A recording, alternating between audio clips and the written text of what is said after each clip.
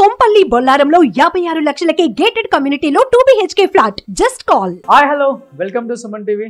నేను మీ Roshan. So present నాతో పాటు ఒక స్పెషల్ గెస్ట్ ఉన్నారనమాట. ఆ స్పెషల్ గెస్ట్ గురించి చెప్పాలి అంటే వాళ్ళ నాన్నగారి గురించి చెప్పాలి.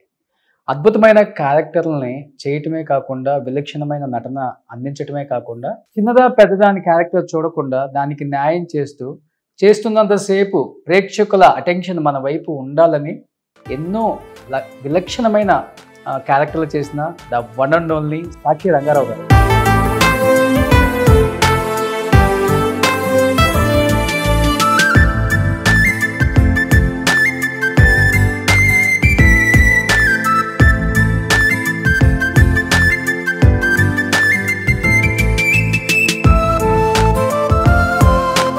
వాళ్ళ అబ్బాయి సాక్షి శివ గారు మనతో పాటు ఉన్నారు, ఆయనతో మాట్లాడుతున్నాం. సో నమస్తే.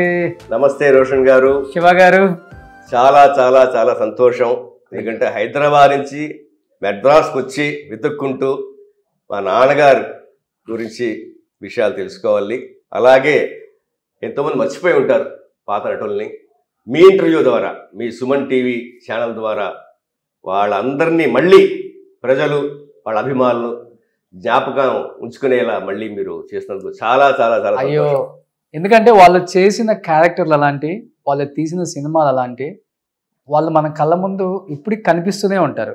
ఈ రోజు కూడా ఈటీవీ సినిమా చూసాము అంటే ఒక రాళ్ళపల్లి గారిని, ఒక సాక్షి రంగారావు గారిని, ఒక పొట్టి ప్రసాద్ గారిని, ఒక సుత్తివేలు గారిని, వీళ్ళందరినీ మర్చిపోగలమా?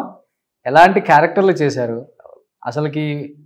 కమెడియన్స్ కూడా అంటే ఇప్పుడు కామెడీకి అప్పుడు కామెడీకి చాలా తేడా ఉంది సార్. అవునండి. అప్పుడు కామెడీ చాలా చాలా చాలా చాలా లైవ్లీగా ఉంటుంది. ఇప్పుడు వికారం వస్తుంది కొన్ని కామెడీలు చూడలేము, ఇప్పుడు అంతా డబుల్ మీనింగ్. అప్పుడు అసలుకి ఆ కామెడీని ఎంత ఎంజాయ్ చేసేవాళ్ళం. ఇప్పటికి యూట్యూబ్ లో పెట్టుకొని వాళ్ళు చేసే కామెడీని మనం వింటూ ఉంటాం. శ్రీలక్ష్మి గారు వీళ్ళందరూ మహా మహా మహా మహా మహా యాక్టర్స్ అని చూసాం. బట్ ఆ యాక్టర్స్ కడుపును పుట్టిన మీరంతా ఎంతో పూర్వజన్మ సుకృతం అని చెప్పుకోవచ్చు. తప్పకుండా నిజంగా సాక్షి. అవును, ఎందుకంటే నాన్నగారికి గొప్ప క్వాలిటీ ఉంది. అది చిన్నదా పెద్దదా అని చూడరు. నేను ఫస్ట్లో చెప్పినట్లుగానే ఆ ఆడియన్స్ చూసినంతసేపు స్క్రీన్ మీద అటెన్షన్ మన వైపు ఉండాలి, ఆ కళ్ళు మన వైపు తిరగాలి. పక్కన హీరో ఉన్నారా ఆయన హీరోయిన్ ఉందో చూసుకోరు. ఆయన క్యారెక్టర్ ఏంటో ఆయన మాత్రమే చేయగలడు, అది ఆయనకు మాత్రమే సాధ్యమైంది. ఎలా ఉంటుంది నాన్నగారిని అలా చూస్తూ ఇంత దూరం ఈ జర్నీ, ఆయన తర్వాత మళ్ళీ మీరు కూడా కంటిన్యూ చేస్తున్నారు ఆయన లెగసీని. శివ గారు, నాన్నగారి తర్వాత నేను వచ్చాను అనేది అది నాకు డ్రీమ్ ఏం లేదు, నాన్నగారికి డ్రీమ్ ఏం లేదు, యాక్సిడెంటల్. మరి ఆ దేవుడు ఆయన మరి రాశారు. సో అలా వచ్చి 25 ఏళ్ళు అవుతుంది. 2000 మిడ్లో వచ్చాను, 24 అయిపోయింది. వచ్చేడు వస్తే 25 ఏళ్ళ జర్నీ.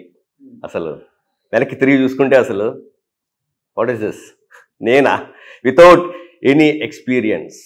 ఇప్పుడు నాన్నగారు అనుకోండి, ఆయన ప్యాషన్ డిప్లొమా ఇన్ యాక్టింగ్. ఆయన గురువు గారు కుప్పలి వెంకటేశ్వరరావు గారు, మన గణేష్ పాత్రరావు గారి మామగారు.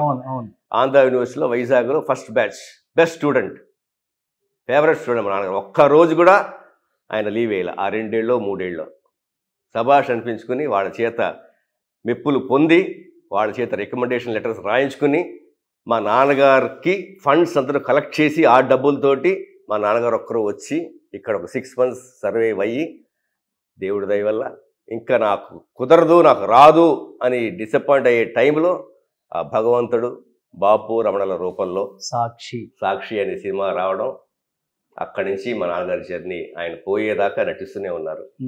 ఇంటి పేరు సాక్షి అయిపోయిందండి. రంగా ఉజ్జల మా ఇంటి పేరు. అది ఇప్పుడు ఎవరు గుర్తుపెట్టుకో. నాన్నగారు అసలు పేరేంటి? రంగారావు. సో సాక్షి సినిమాలో మంచి పాత్ర ఇచ్చారు. చాలా మంది మాట్లాడారు, రంగారావు బాగా చేశాడు అని. అప్పుడు మరి లెజెండ్ ఆయన ఎస్వి రంగారావు ఉన్నారు కదండి. ఎవరు ఎవరు ఎవరు అంటే సాక్షి రంగారావు అంటే సాక్షి రంగారావు అని. సో అలాగా సాక్షి రంగారావు అని చెప్పడం జరిగింది.